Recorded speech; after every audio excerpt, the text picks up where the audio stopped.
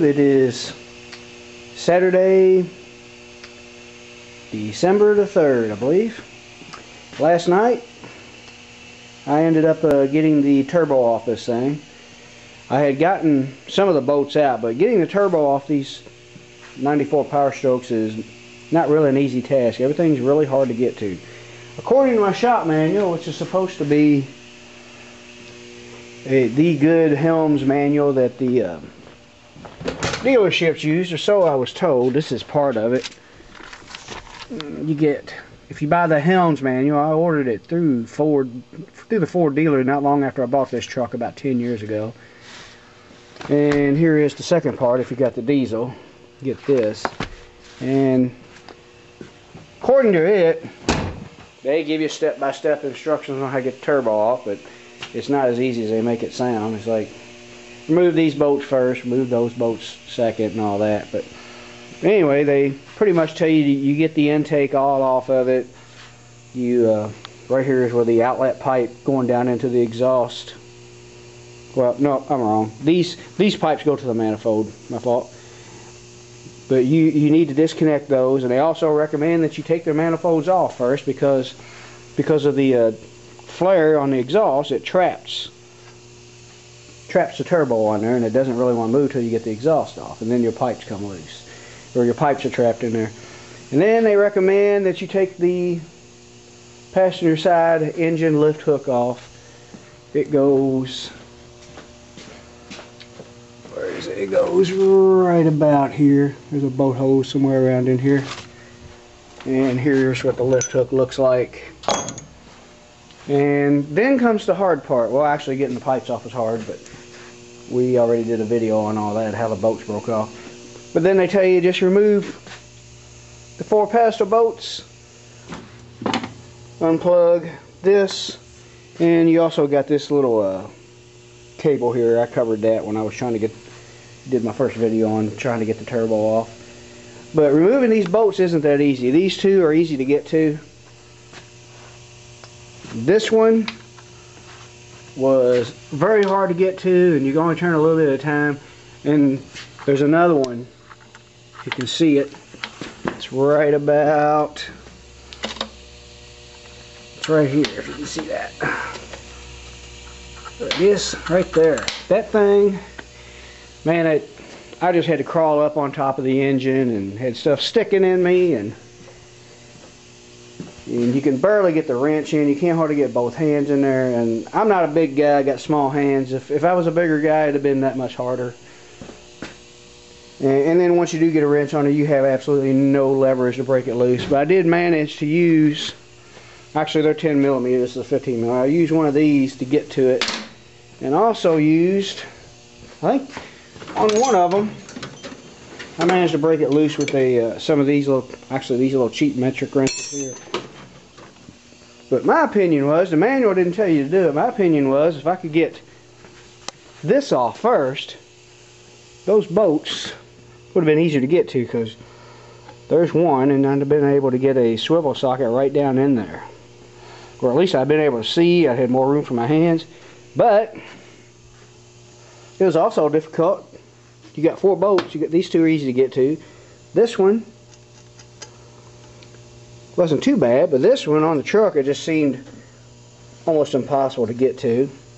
So I didn't do it, but now what I'm going to do before I put this turbo on, which I won't be doing today, I got other things to do to it, but before I put this turbo on, this is coming off and it's staying off, and I'm going to see how it works out if you just unhook this, you know, get to your bolts and then put that on.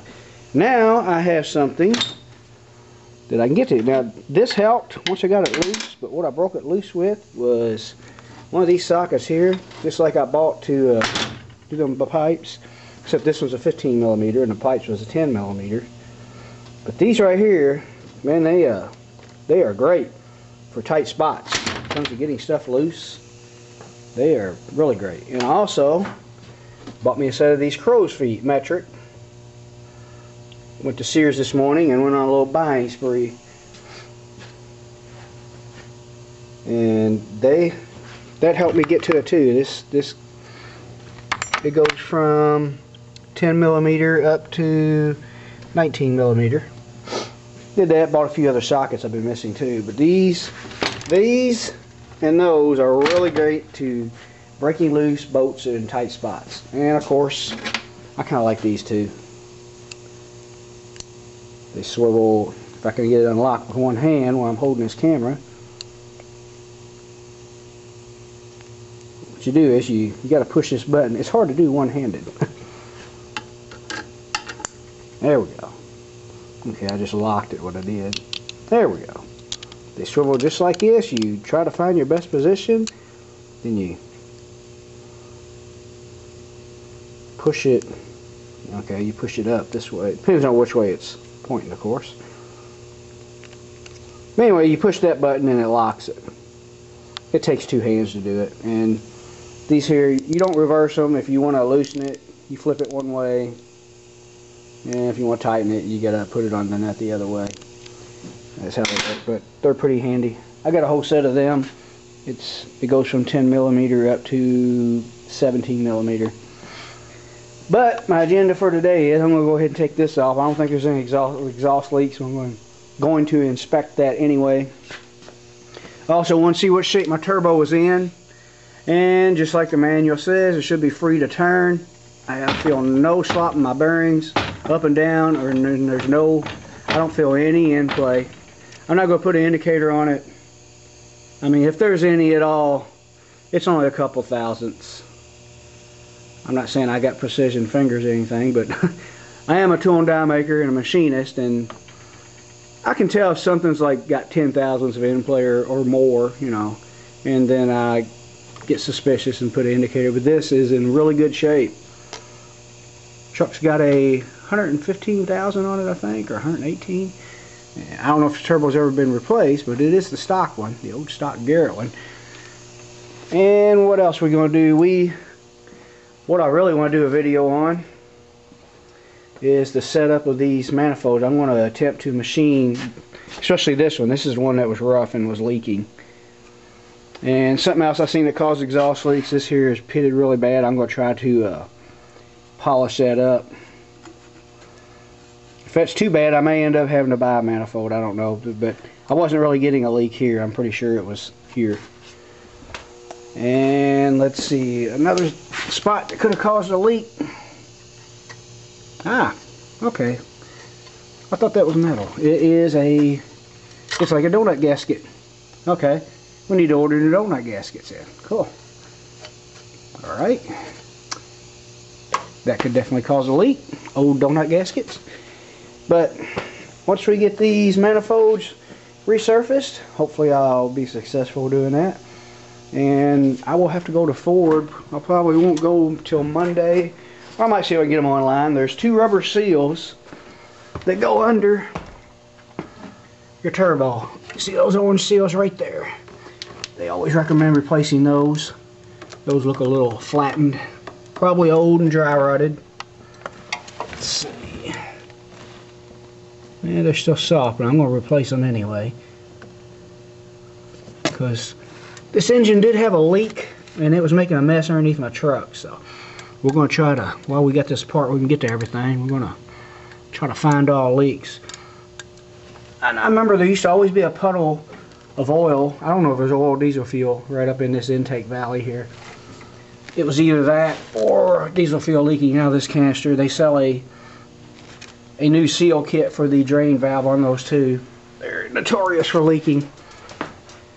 Okay, that's all for this video. Next video, after I get this part, I'm going to go ahead and try to do, and the dog's barking again, I'm going to try to do a video on remachining those manifolds. Stay tuned, be back. Okay, still Saturday, December 3rd, and we got this driver side exhaust manifold set up in the mill here. And just going to show you how I set this thing up. Don't know how well you're going to be able to see this. I'm hoping the video turns out better than what I'm seeing in the screen here, because I can't read the indicator through the screen. But if this video turns out, it don't matter. Anyway, I got the indicator set on 0.